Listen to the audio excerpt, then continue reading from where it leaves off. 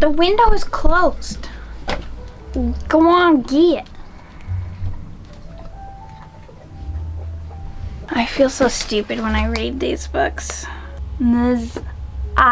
Inundated. That's not how I said it. Inundated. No. What? Inundated. Inundated. My Apple Pencil, I feel like when you have the wand and it's the Disney, it's like anyway, stupid. Okay. Burgeoning. Burgeoning. That sounds weird. Anyway, I don't know that word. I don't know how to say that word. How do I hold, please? I'm gonna Google how to say this word. I'm just a girl who doesn't know how to pronounce things. Okay, we're fine. I'm fine.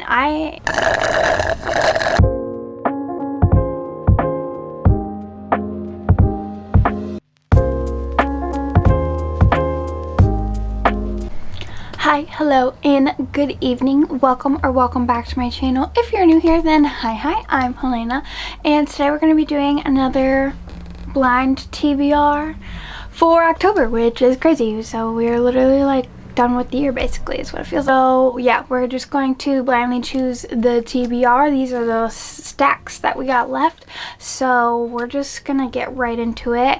I took the case off of it thinking it would be easier to hold, but it's not. Okay, let's see if it'll do it with, there it goes. Okay, first spin.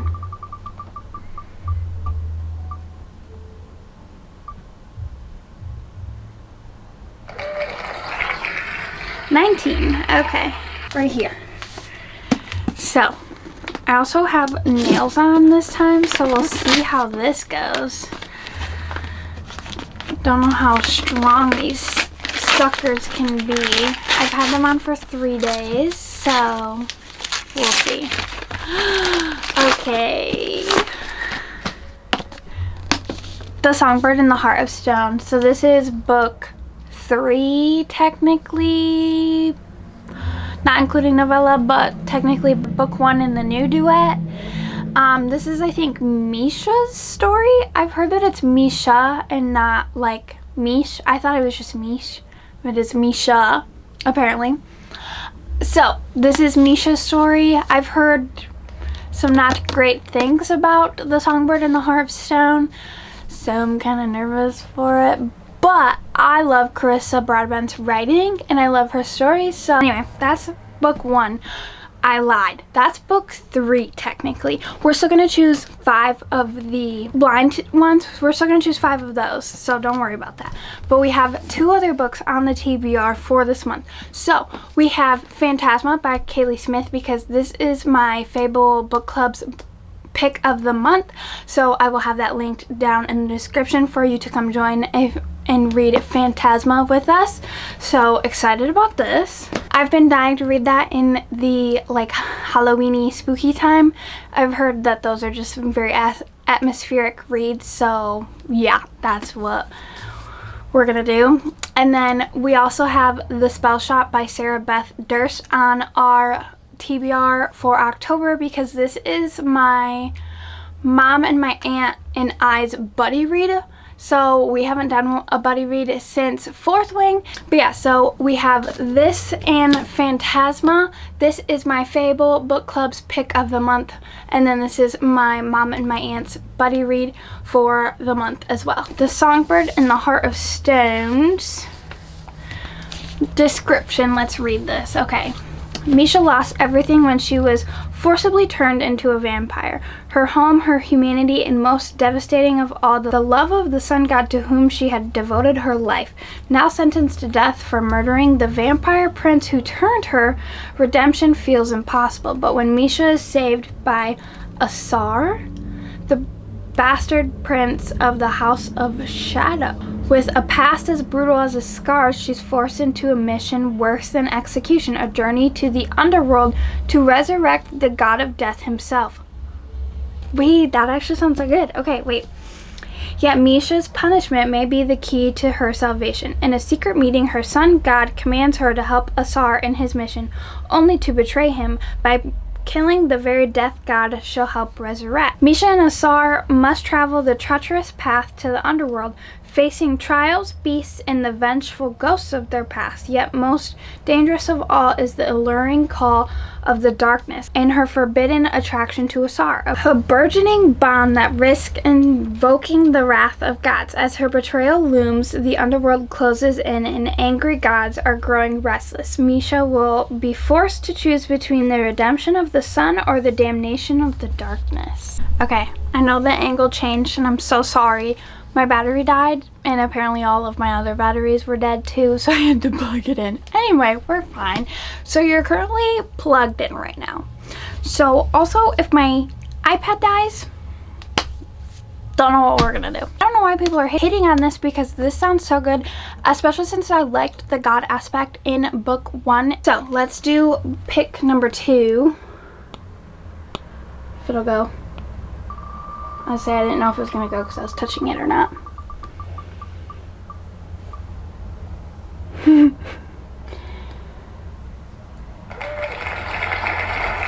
What is it?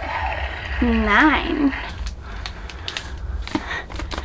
Okay, 9 is kind of skinty. I think I might know what this is. This might be Ruthless Creations or something like that. Ruthless something. It's like purple.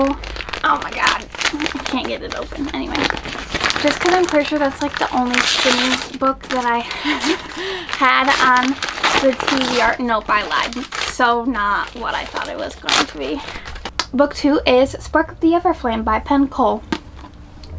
So I don't really know what this series is about. I've heard very mixed reviews on this. The overall consensus is that it does get better as the series goes along. So I have this and Glow of the Everflame. Let's read the back of it because I don't know what this one's about. When old secrets catch fire, everything will burn. In a mortal world colonized by the gods and ruled over by the descended, their cruel magical offsprings, DM Bellator, I don't know if I said her last name right, but I know it's DM, yearns to escape her poor village. Her mother's sudden disappearance and the discovery of a dangerous secret about her past offer DM an unexpected opportunity to enter the dark world of descended royalty and unlock the web of mysteries her mother left behind. With the dying king's handsome, enigmatic heir watching her every move and a ruthless rebel alliance recruiting her to join the growing civil war,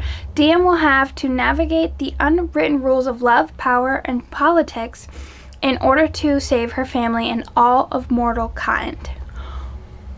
Okay, I've also heard that like she has powers or something and she's not supposed to kind of thing. What are we even on? We're only on spin 3, but it's okay because there's only going to be 5. So, spin number 3.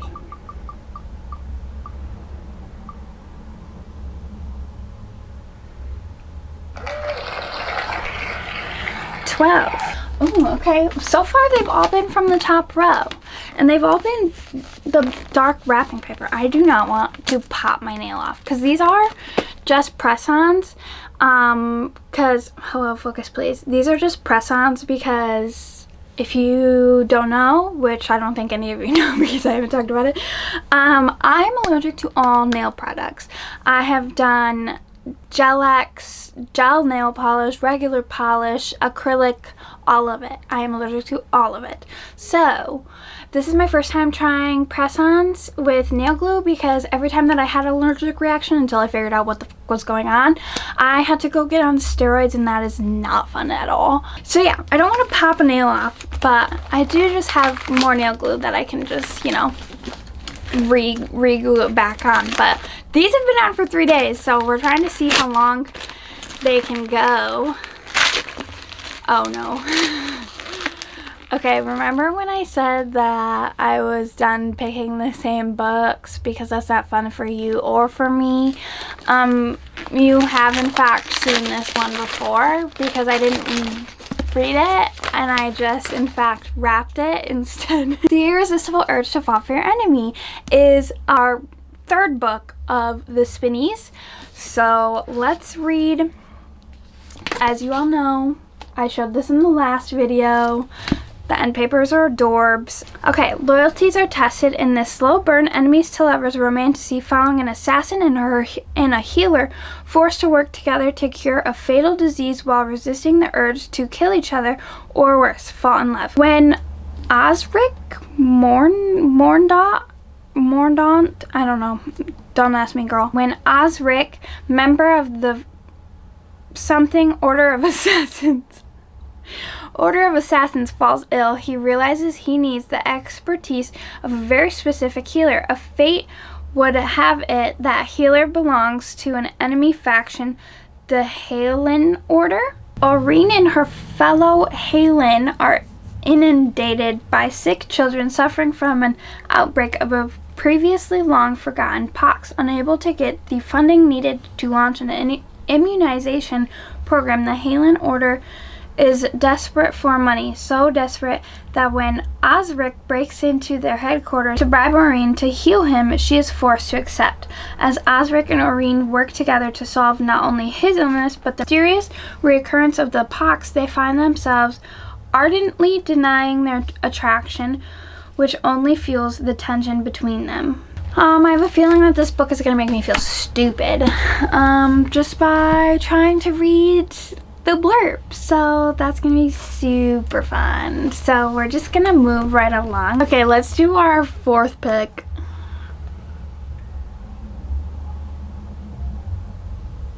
Why is there no sound this time? What happened to the sound? 10.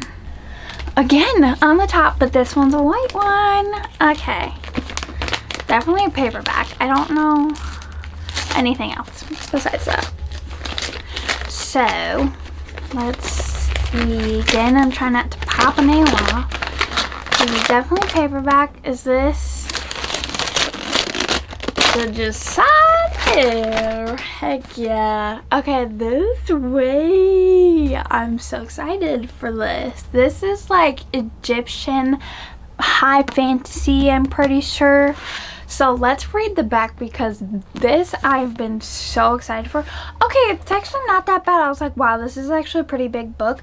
But now that I'm seeing it, it's only $4.80, which isn't bad, but which I mean is kind of long. But the text is like realistically not that small. So, and she's a flop. She's a floppy. Okay, reading the back. An unmissable tale of shattered kingdoms, forbidden magic, and cunning royals unfold in this Egyptian-inspired epic fantasy debut. 10 years ago, the kingdom of Jasad burned. Its magic was outlawed. Its royal family murdered. At least that's what Sylvia wants people to believe.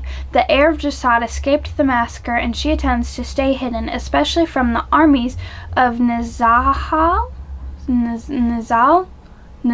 just gonna say Nizal, that continue to hunt her people. But a moment of anger changes everything when Aaron, the Nizal heir, tracks a group of Jasadi rebels to her village. Sylvia accidentally reveals her magic and captures his attention. Now Sylvia is forced to make a deal with her greatest enemy, help him hunt the rebels in exchange for her life. A deadly game begins. Sylvia can't let Aaron discover her identity even as hatred shifts into something more between the heirs, and as the tides change around her, Sylvia will have to choose between the life she wants and the one she abandoned. Wait, that sounds good. That's between two heirs in Egyptian. It's gonna be so fun. It's gonna be such a change of pace and just such a different story than a lot of like the books that I have been reading, or the lots and lots of popular books that are going around right now. That's gonna be such a different change of pace, and I'm so gonna love that. I literally cannot wait. Let's do our last pick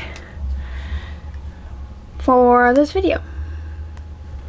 Okay, last pick. Again, no sound. I don't know why. I don't know. Anyway.